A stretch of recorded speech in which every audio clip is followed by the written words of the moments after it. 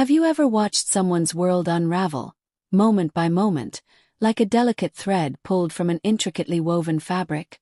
In fact, I'm the one pulling the thread.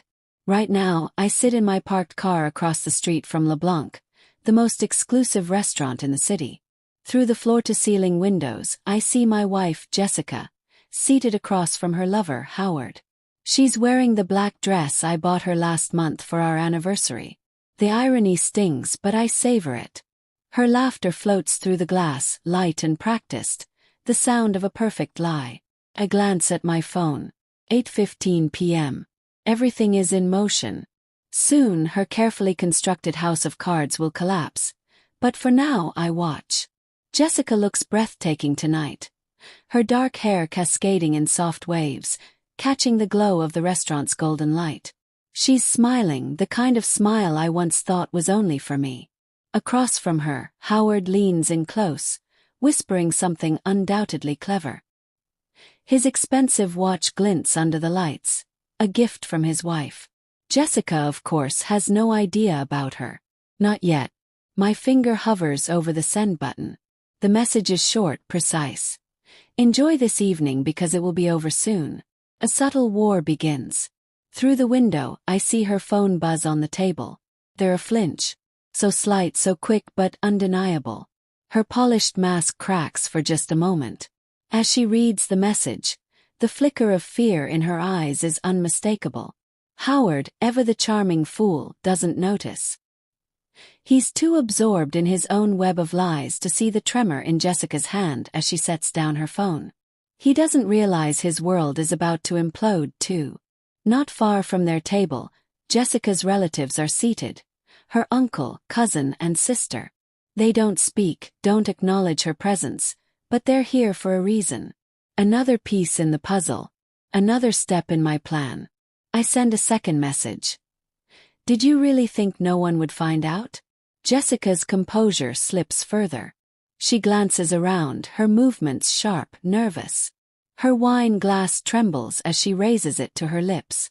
The evening has barely begun, yet she's already unraveling. Revenge isn't about shouting matches or dramatic confrontations. No, real revenge is quiet. It's calculated. It's watching someone drown in their own lies, moment by moment, until there's no escape. Tonight I will teach my wife what happens when you mistake patience for weakness. Let me take you back to where it all began, the moment my trust shattered and this plan took shape. It started, fittingly, with a scent. 1 month ago, Jessica came home late. She claimed she'd been at dinner with friends. The clock read 11:45 p.m. when she walked in. Her movements deliberate, her smile forced. As she leaned in to kiss me goodnight, I caught it. An unfamiliar cologne. Expensive. Masculine. Hermes, if I'm not mistaken. I recognized it because I'd once considered buying it myself. But I hadn't. That scent lingered on her clothes, haunting me. Most men would have exploded then and there, demanded answers, started a fight. But I am not most men. 2 decades as a corporate lawyer taught me the value of patience. It reveals what anger obscures. So I said nothing, kissed her back, and watched her retreat to the bathroom. That night I lay awake, staring at the ceiling. 6 years of marriage. Shared dreams, promises, plans for a future together. All called into question by a scent that didn't belong. My heart ached, but my mind was sharp, calculating. Confrontation would only lead to denial. Observation would uncover the truth. And so I watched. Jessica thought she was clever, but the signs were obvious. Deleted messages. Phone calls taken in another room. Her phone always face down on the table.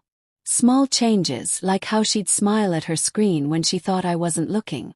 She started dressing up for non-existent client meetings, spending extra hours at the gym her fitness app never recorded. Kept a log. Tuesday, 7 p.m. Dinner with Sarah. Except Sarah posted photos from a family event across town. Friday, 2 p.m., client meeting. Yet her office confirmed there were no appointments on her calendar. Lies piling up like evidence in a case I hadn't wanted to build. Then came the credit card statements. Charges at LeBlanc. Town boutiques. Hotel bar. each one a dagger to the heart. Still, I said nothing, playing the role of the trusting husband with impeccable precision. I hired a private investigator, not for confirmation but for details. It didn't take long to find him. Howard, another corporate lawyer, married to the daughter of a wealthy real estate magnate. A man with far more to lose than Jessica realized. Each discovery hurt, but it also awakened something in me. A cold, surgical clarity. This wasn't just betrayal. It was a challenge. Game. And I intended to win. For weeks I lived a double life. By day, the oblivious husband. By night, the architect of a master plan. Timing was everything, and tonight every piece was finally in place. Jessica once asked, her voice laced with feigned concern, "Mike, is everything okay? You've seemed distant lately." I smiled at her the same way she smiled at her secret messages. "Everything's perfect," I replied. "And soon it will be." The morning sun poured through the cafe window as I slid a thick manila envelope across the table to Jessica's uncle, James. His hands trembled as he reached for it, his weathered face etched with concern. "I wish I didn't have to show you this," I said quietly. Inside were the photos. Jessica and Howard entering hotels, dining at upscale restaurants, their intimate moments captured with cold precision. Alongside them were receipts, text message logs, irrefutable proof of her betrayal.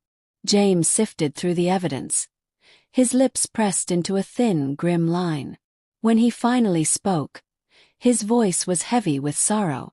"She's following her mother's footsteps," he murmured. The weight of history bore down on his words. Jessica's mother had torn their family apart with her own affair years ago. Now, it seemed, history was cruelly repeating itself. "I need your help," I told him, my voice steady but laced with a quiet determination. "Not to save our marriage. That's beyond salvaging. But to teach her that actions have consequences." As I laid out my plan, I saw anger flash across his face, slowly replaced by understanding. By the time we finished our coffee, he had already made the necessary calls. Within hours, Jessica's closest family members, her sister Emma, her cousin David, and his wife, were in on the plan.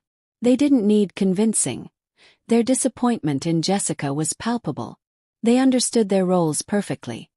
No confrontation, no drama, just their presence at the right time and place.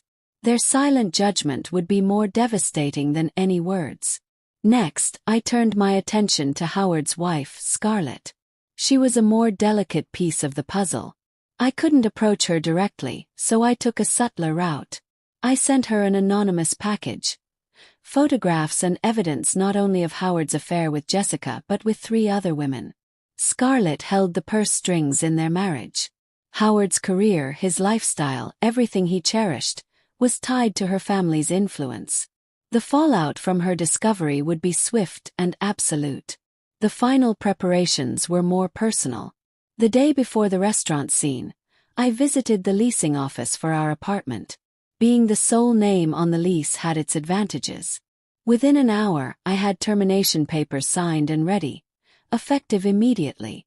The property manager, sympathetic after I mentioned infidelity, expedited the process. That evening, as Jessica packed an overnight bag, I leaned against the doorway, masking my contempt with casual indifference. "Business trip tomorrow?" I asked, my tone light, as if the answer didn't matter. "Just dinner with clients," she lied effortlessly, flashing me a practiced smile. "Don't wait up." I stepped closer, pulling her into an embrace and kissing her forehead. "Wear that black dress I bought you," I suggested softly. "You look stunning in it." She smiled again, a flicker of guilt dancing behind her eyes, mingling with excitement. "Good idea," she murmured. As she disappeared down the hall, I sent the final confirmation for the dinner reservations at LeBlanc. 2 tables, one for the lovers and another for her family. The moving company was scheduled to arrive the next morning. The boxes, already packed with her belongings, were ready. The stage was set. Through the restaurant window, I watched as Jessica fidgeted nervously, checking her phone again and again. Her manicured fingers trembled slightly, betraying the calm facade she fought to maintain. The first message I sent hit its mark. The truth always comes out, doesn't it?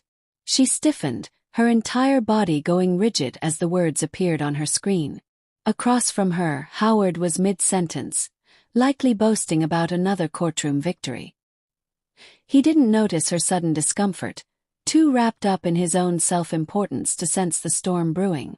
The second message followed swiftly. Look to your left. Family always comes first, remember. Her eyes darted to the side, and I saw the exact moment she spotted them.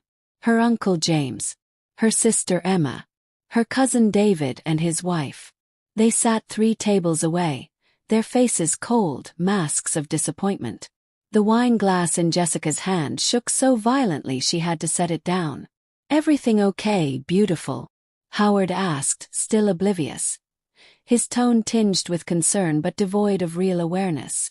Then Howard's phone buzzed. The message from his wife, Scarlett, was short and sharp. Check your email. Be home in 20 minutes.